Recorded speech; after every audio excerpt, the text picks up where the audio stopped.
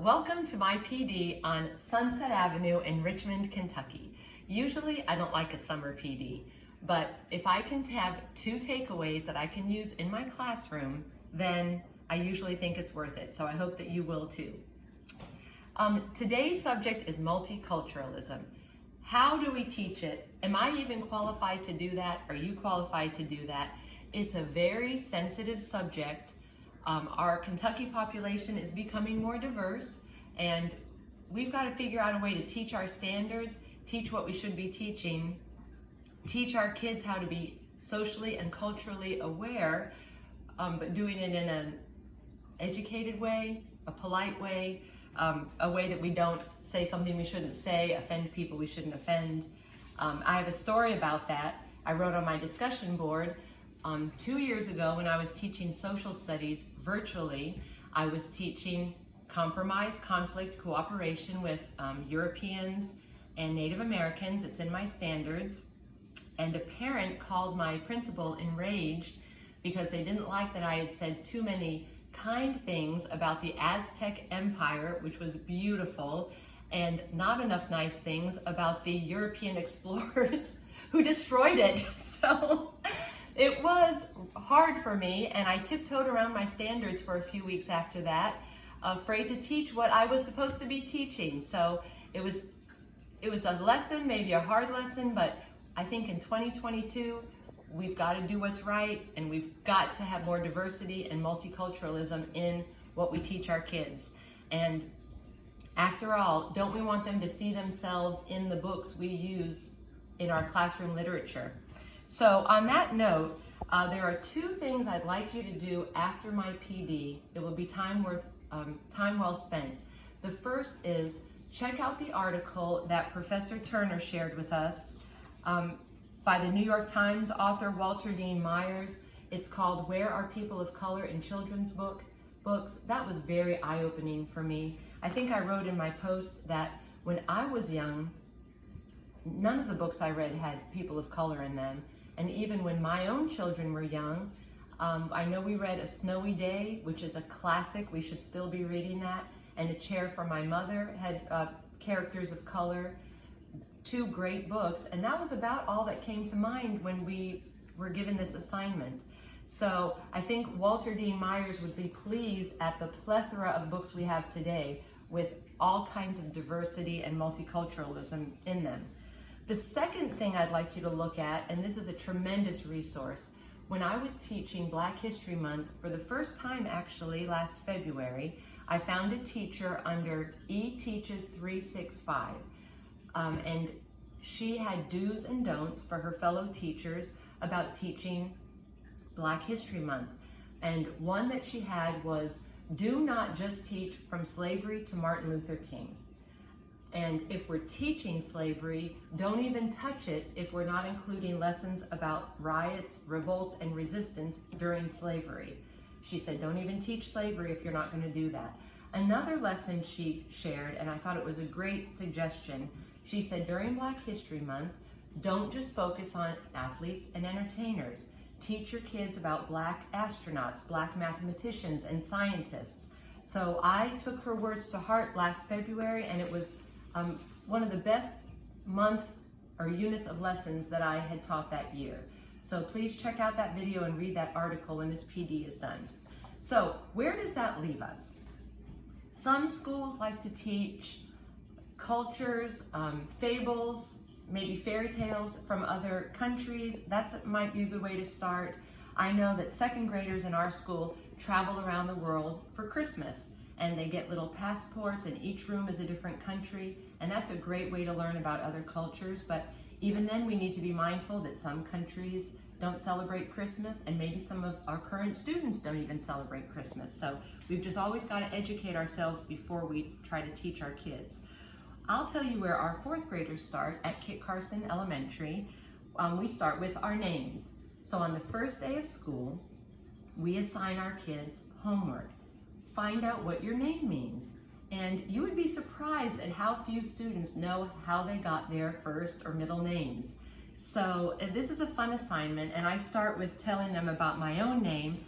When I was born a long time ago, My very Irish father wanted to name me Kathleen Ní Houlihan, and that's a character from a William Butler Yeats play, and my mom said that was too Irish, and she put her foot down, and I became Kathleen Mary. And for a long time, I was happy that my mom had stood her ground. And then as I got older, I thought, wow, wouldn't it be fun to have such a unique name after a famous character, a bold and brave character in an Irish play, Kathleen Ní Houlihan. But I'll never know the pride of walking around with that name now. So when the kids come back on the second day of school, we give a 5-minute writing prompt. They need to tell us or answer the questions: do you know the meaning of your name? Do you know why your parents chose it? And do you think it suits you? And this gives great discussions and leading up to our first book of the year, which is called The Name Jar. Now, this is a great book by Yang Suk Choi, and it's about a Korean girl named Eun Hae. And it's her first day. She has just come from Korea. It's her first day in an American school. And just on the bus, the kids start making fun of her name. So by the time she gets to her classroom, she tells the kids she doesn't have a name. And she goes home all upset, asks her parents what her name means and if she can change it. She finds out it means Grace, and all the thought her mother and grandmother put into her name. The next day she gets to school and there's a jar on her desk filled with names that her classmates have given that she can use. It's very sweet. But luckily, as the book moves on, she comes to appreciate her name and its meaning, and she keeps it in the end, and even her classmates grow to love it and love her, of course. That's a great starting point. We like to build community. All teachers want to build community their first week of school. So after the name jar, I've got 3 books I love to use. They're for younger kids, but for the beginning of the year to build our classroom community and family, they're a great place to start. So this is called Be You by Peter Reynolds, who's a Canadian author, and I'll just read the front. It just says, you were born to be so many things. No matter where your journey leads, remember to be curious, be adventurous, be patient, be brave, and most of all, be you. And my hope is that as we read through this and look at the pictures, the kids will see themselves in the books. Now, this one I might be reading too much into it. He's wearing a rainbow hat, and I don't know if that was on purpose by the author, but there are some great inspiring pictures in that book. In the same vein, I love this book, You Matter. It's by Christian Robinson, a Black author. He's won the Coretta Scott King Medal, and he worked on Sesame Street. And just on the cover page, we see a girl wearing a hijab, a little boy in a wheelchair, and this also has beautiful pictures full of different kinds of kids, different skin color and hair types, and my favorite page, a beautiful picture of a Black female astronaut. So the hope, as the New York Times author said, is to see yourself in the book. Another one I like to use is by an author named Grace Byers. It's called I Am Enough. Now, Grace Byers is an author and an actress, and she identifies as biracial and multicultural, and also CODA. That means she's the child of deaf adults. And I just wanted to read a few pages from this book because it's just so inclusive and so pretty. Here's a page, we've got girls playing jump rope and one in a wheelchair. I know that I may sometimes cry, but even then I'm here to try. I'm not meant to be like you. You're not meant to be like me. Sometimes we'll get along and sometimes we'll disagree. Here's the rainbow again. I know that we don't look the same, our skin, our eyes, our hair, our frame, but that doesn't dictate our worth. We both have places here on earth. And in the end, we are right here to live a life of love, not fear. And look at this beautiful picture. To help each other when it's tough, to say together, I'm enough. So that's how we like to start our year at Kit Carson in 4th grade. Now, the second takeaway I'd like you to have, and let me find my script here, is a writing exercise. Now, in my class, I love informational reading and writing. And my 4th graders love anything with current events, and they love history that they can remember. Now, you remember, and they would too, the incredible cave rescue of the Thai boys soccer team in 2018. This book has won a Newbery Honor and the Robert Seibert Honor and the YALSA, and I don't know if they pronounce it YALSA, honor. And it's a great book. It's a lot for fourth graders to do alone. But the way I used it last year, and I intend to use it this year, is to assign a few chapters to each table. This is by a Thai author named Christina Soon Tornvat. And the way I used it last year was assigning 2 chapters to each of my 6 tables. And I wanted them to read the information, digest it, and share it with the class via Google Slide, make their own Google Slide presentation.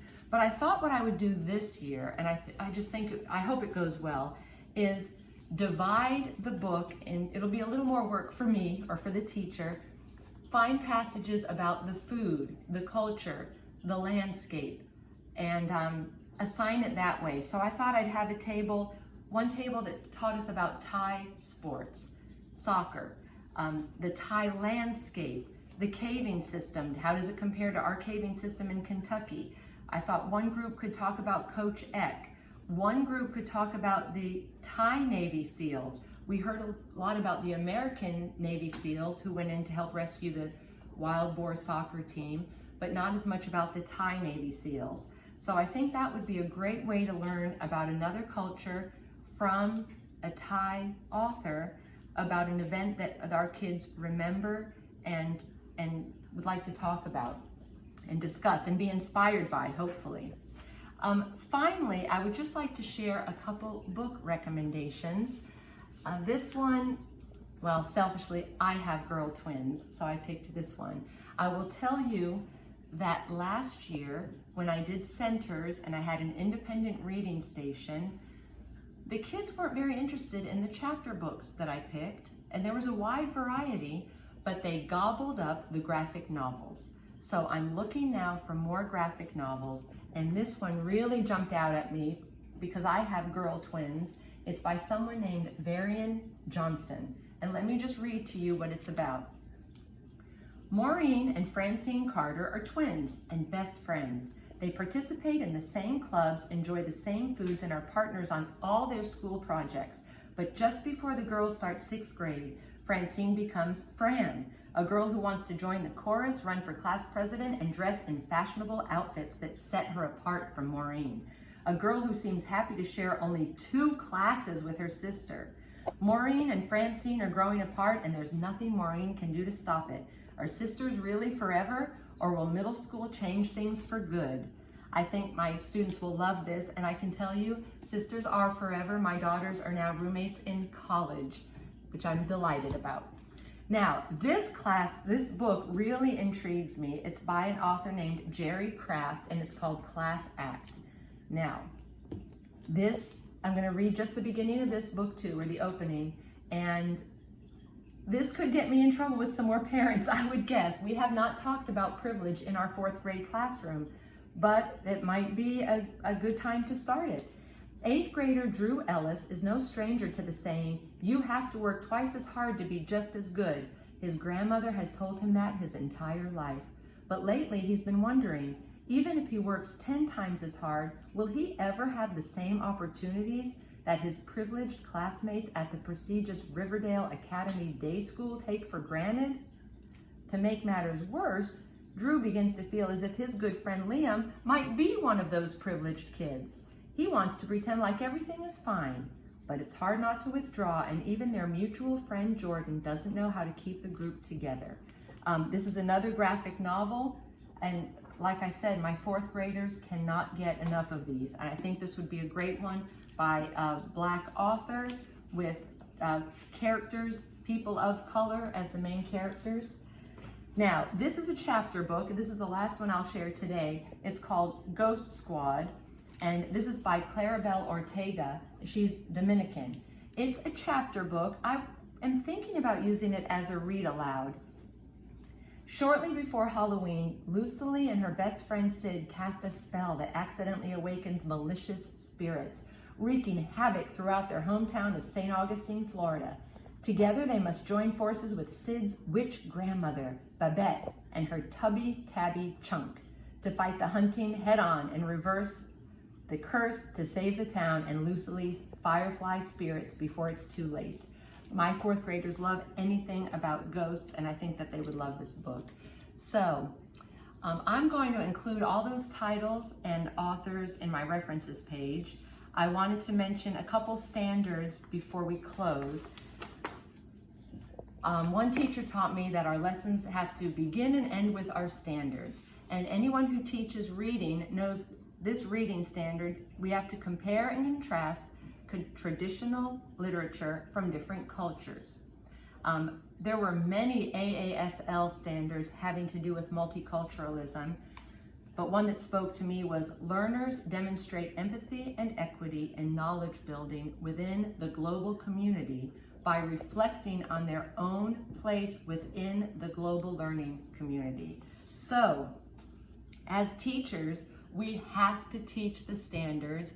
We have to find a way to teach multiculturalism in a way that's exciting for our students, respectful of our students, and maybe make us feel like the class community we want to feel like, a class family where everybody belongs and we appreciate our differences.